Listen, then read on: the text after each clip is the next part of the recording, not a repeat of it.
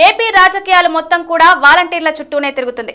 2019 ఎన్నికల్లో వైసీపీ విజయం సాధించగానే వాలంటీర్ వ్యవస్థను తీసుకువచ్చిన సంగతి తెలిసిందే. వాలంటీర్లంతా కూడా వైసీపీ సానుభూతి పరులే అని టీడీపీ, జనసేన నేతలు ఆరోపణలు చేశారు. ఈ క్రమంలో ఎన్నికల విధుల నుంచి వారిని తొలగించాలని ఈ రెండు పార్టీలు కూడా ఎన్నికల సంఘానికి ఫిర్యాదు చేశారు. దీంతో ఎన్నికల సంఘం వాలంటీర్లను ఎన్నికల విధుల నుంచి దూరంగా ఉండాలని ఆదేశించింది. ఇక ఇటీవల జరిగిన ఎన్నికల్లో వాలంటీర్ల వ్యవస్థపై పెద్ద యుద్ధమే నడిచింది. టీడీపీ అధికారంలోకి వస్తే వాలంటీర్లను తొలగిస్తారంటూ వైసీపీ నేతలు పెద్ద ఎత్తున ప్రచారం చేశారు. వారికి టీడీపీ నేతలు సైతం గట్టిగానే కౌంటర్ ఇచ్చారు. తాము అధికారంలోకి రాగానే వాలంటీర్లకు గౌరవ వేతనం 10,000 రూపాయలు చేస్తామని టీడీపీ అధినేత హామీ ఇచ్చారు. అయినప్పటికీ కూడా కొందరు వాలంటీర్లు వైసీపీకి మద్దతుగా రాజీనామా చేశారు. మరోవైపు ఎన్నికల్లో గెలిచిన తర్వాత ఎప్పట్లాగే చంద్రబాబు వాలంటీర్లపై మాట మార్చేశారు. ఏపీలో ఎన్డీఏ ప్రభుత్వం అధికారంలోకి వచ్చిన దగ్గర నుంచి కూడా వాలంటీర్ వ్యవస్థపై నేతలు రోజుకో మాట మాట్లాడుతున్నారు.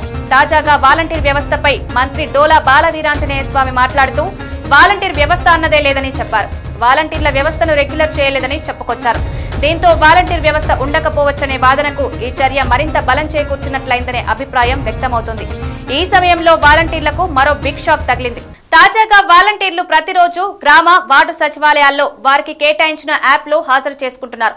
దీంతో ఏపీలో వాలంటీర్ల వ్యవస్థను వాయిదా పద్ధతిలో రద్దు చేస్తూ వస్తుంది. ఈ చర్యతో ఏపీలో వాలంటీర్ వ్యవస్థకు చంద్రబాబు ప్రభుత్వం ముగింపు పలికినట్టు అయింది.